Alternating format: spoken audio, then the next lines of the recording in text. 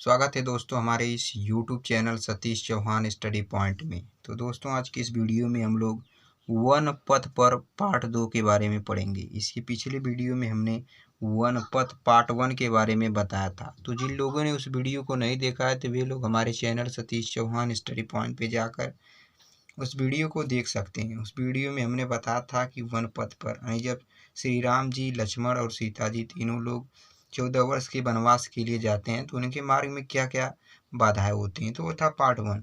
इस वीडियो में हम लोग पार्ट 2 देखेंगे। चलिए शुरुआत करते हैं। रानी मैं जानी अजानी महापविपाहन होते कठोर ही हो, राजहु काज काज न जानो कहो ती को जिन कान की हो, ऐसी मनोहर मूर्ति बिछूरे कैसे प्रीतम लोग जियो हैं, आखिन में सखी राखी बे जोग इन्हें कीम के बनवास दियो। तो सबसे पहले इस पद्यांश के लिए हम लोग प्रसंग देख लेते हैं। संदर्भ हमने बताया है, काव्यगत सौंदर्य भी बताया है, तो पिछले वीडियो में उसको डिटेल समझाया है, तो उसे आप देखना ना भूलें।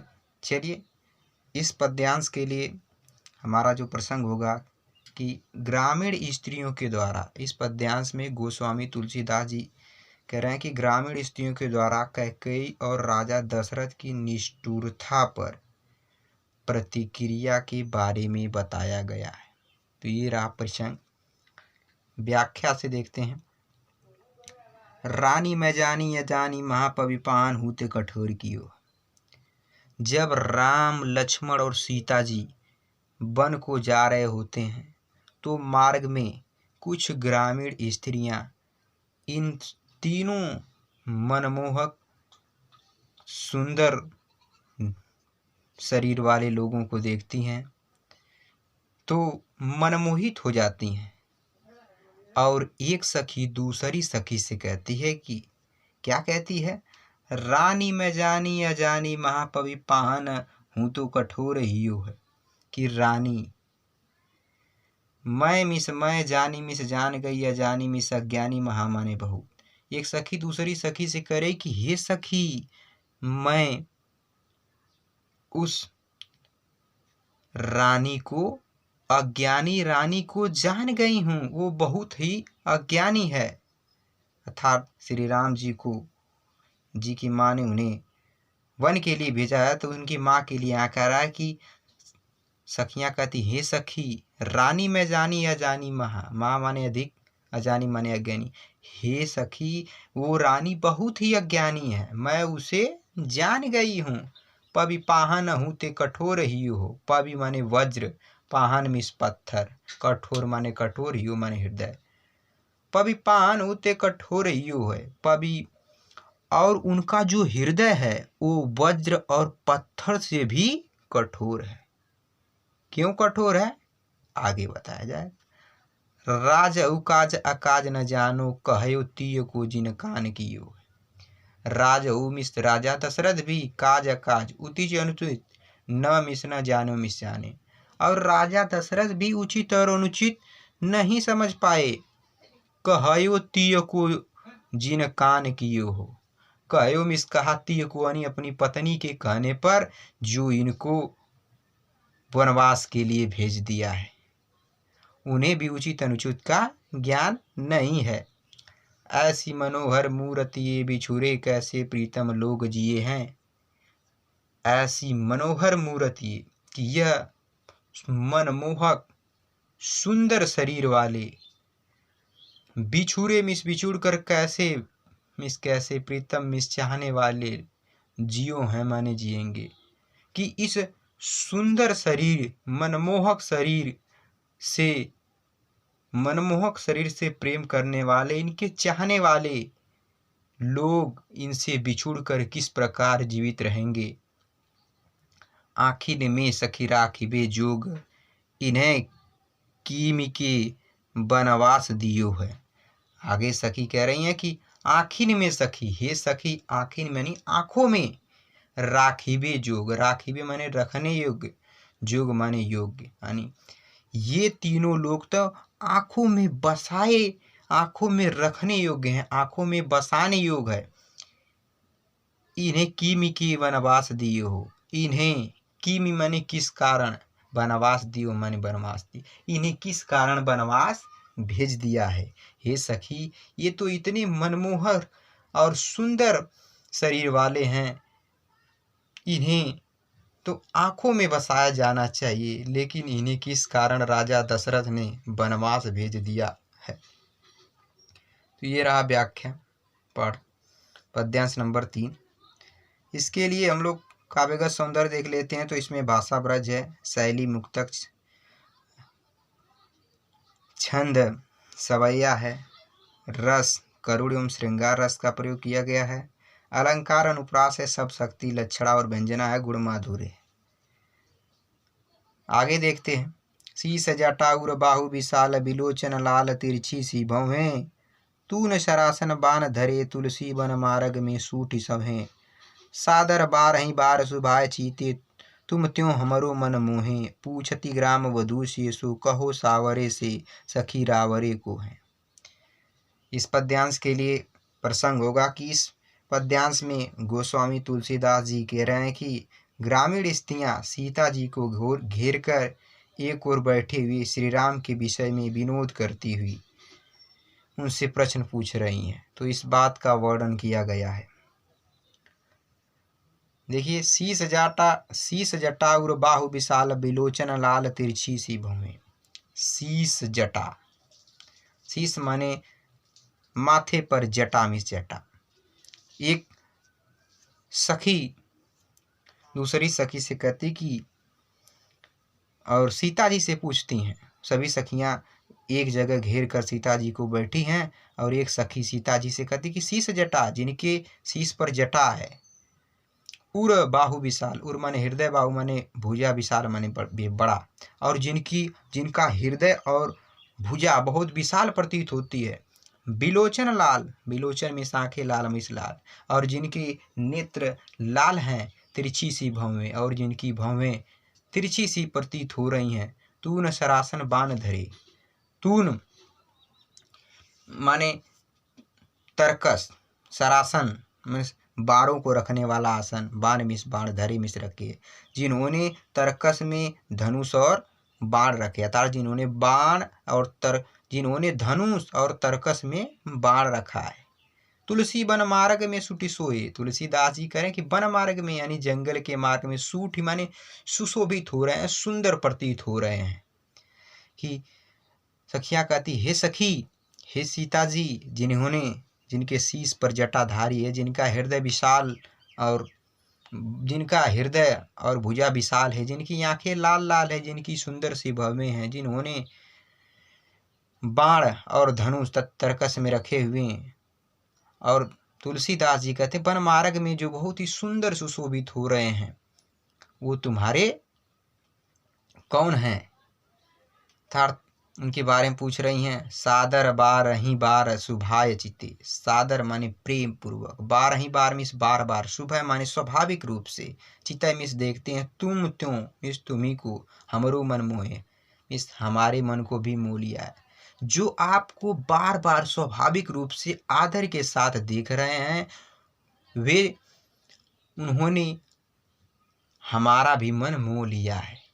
जो तुम्हें बार बार सादर के साथ स्वाभाविक रूप से देख रहे हैं, उन्होंने हमारा भी मन मोह लिया है। पूछती ग्राम वधू शेषो, कहो सांवरे से सखी रावरे को है।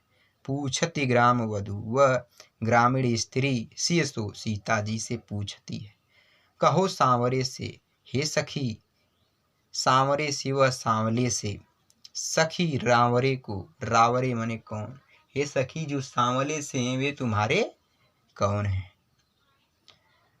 तो इसके लिए भाषा वही रहेगा, शैली भी वही रहेगा, इसमें एक परिवर्तन होगा जो रस, तो इसमें सिर्फ श्रृंगार रस का प्रयोग किया गया, और सभी भाषा ब्रज, शैली, मुक्तक, छंद सवैया रहेगा, अनुप्रास अलंकार है, तो सब वही रहेगा।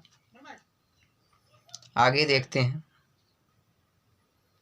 आगे है, सुनि सुंदर बैन सुधा रस साने, सयानी है जान की जानी भली, तिरछे करी नैन दिसैन तिने, समुझाए कछु मुस्काई चली, तुलसी तेहि अवसर सोहे सबे अवलोकति, लोचन लाहु अली, अनुराग तड़ाग में भानु उदय, बिकसी मनु मंजुल कंज कली। तो इसके लिए सबसे पहले हम लोग प्रसंग देख लेते हैं। इसमें गोस्वामी तुलसीदास जी ने ग्रामीण स्त्रियों के प्रश्न का उत्तर देती हुई सीता जी अपने हाव भाव से ही राम के विषय में सब कुछ बता देती हैं। तो राम के बारे में यहाँ वर्णन किया गया है। चलिए अब व्याख्या देखते हैं। सुनि सुंदर बैन सुधारस सानी। सुनि सुंदर बैन माने वचन, सुधारस साने अमृत रस से मिले हुए, अर्थात सुधा रस साने यानी अमृत रस से मिले हुए अर्थात सुंदर वाणी, अनमोल वचन। सुनि सुंदर बैन।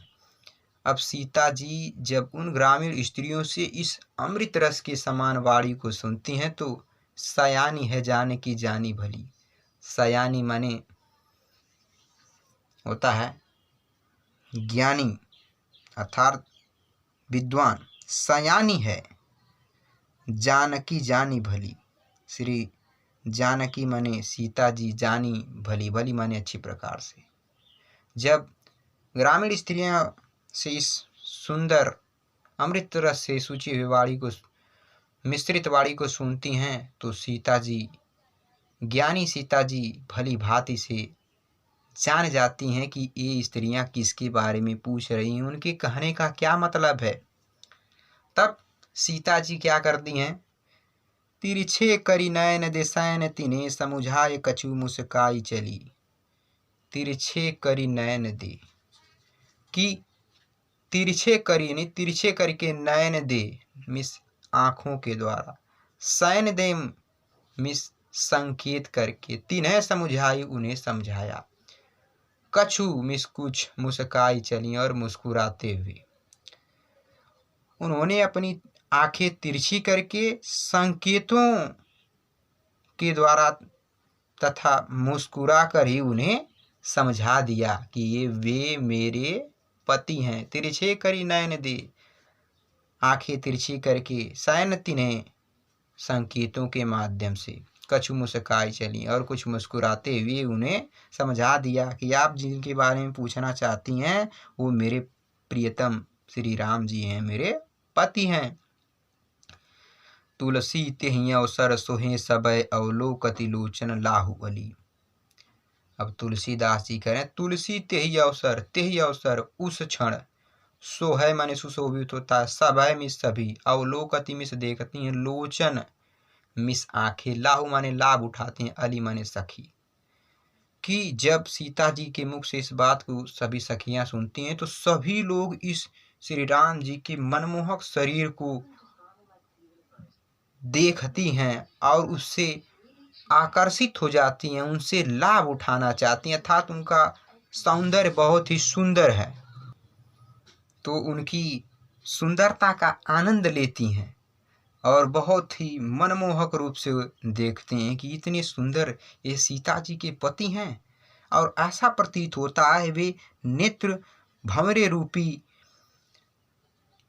आँखों से इस प्रकार देखती हैं जैसे अनुराग तड़ाग में भानु उदय, बिकसी मनु मंजुल कंज कली। अनुराग तड़ाग में प्रेम रूपी सरोवर, अनुराग में इस प्रेम, तड़ाग में सरोवर तालाब, भानु उदय में सूर्य रूपी का उदय हो गया है। जिस प्रकार प्रेम रूपी तालाब में सूर्य का उदय हो जाता है, बिगसी मिस विकस जाती हैं, मनु मिस मानु, मंजुल मिस सुंदर, कंज मिस मनु मिस मंजुल मने कमल, कंज मने सुंदर, कली मिस कली। जिस प्रकार प्रेम रूपी सरोवर में सूर्य का उदय होने से कमल की कलियां खिल जाती हैं, उसी प्रकार प्रेम रूपी तालाब में सूर्य रूपी श्री राम जी का उदय हो गया है और सुंदर कलियां विकसित हो गई हैं, सुंदर कमल के फूल की कलियां विकसित हो गई हैं। इस दृश्य को देखकर सभी सखियां मनमोहित हो जाती हैं, इस दृश्य को बार बार देखती हैं। तो यहाँ से फिर से देख लीजिए, तुलसी तेहि अवसर सहे सब, तुलसीदास जी कह रहे त्यही अवसर इस क्षण सोहे सबे अवलोकती, सभी लोग देखती हैं लोचन लाहू अली, कि सभी सखियां अपनी आंखों से इस सुंदरता का लाभ उठा रही हैं। लाहू मिस लाभ, लोचन मिस आंखों से, अली माने सखियां इस प्रकार लाभ उठा रहे हैं जिस प्रकार अनुराग तड़ाग में भानुद्र प्रेम रूपी सरोवर में सूर्य का उदय हो जाता है, उसी तरह श्री राम जी भी उदय हो गए हैं। ऐसा उनका सौंदर्य है, आकर्षक है, मनमोहक है। बिगसी मनु मंजुल कंजकली, और सूर्य का उदय होने से कमल की कलियां कमल की सुंदर कलियां खिल उठती हैं, विकसित हो जाती हैं। ये रहा वनपथ पर, आज यहीं समाप्त हुआ। दोस्तों, हमें उम्मीद है कि आपको यह समझ में आया होगा। यदि आपको यह वीडियो समझ में आई हो तो इसे लाइक, शेयर और कमेंट करिए, तथा चैनल पर नए हैं तो चैनल को सब्सक्राइब कर लीजिए और बेल आइकन को प्रेस कर दीजिए ताकि आने वाली वीडियो की नोटिफिकेशन मिलते रहे। हमारा प्रयास यही है कि सभी लोगों तक शिक्षा का प्रचार प्रसार हो, चाहे कैसी भी स्थिति हो। इसलिए हम लोग अपने channel Satish Chauhan study point पर daily class 10th Hindi, math और 9th की मैथ की वीडियो अपलोड कर रहे हैं। तो इसे ज़्यादा से ज़्यादा शेयर करिए ताकि जो बच्चे घर पर बैठे हैं, पढ़ाई नहीं कर रहे हैं, वो पढ़ाई करें। ठीक है दोस्तों, इन्हीं बातों के साथ आज की वीडियो यहीं तक। अगली वीडियो मिलेंगे, तब तक के लिए बाय बाय, धन्यवाद।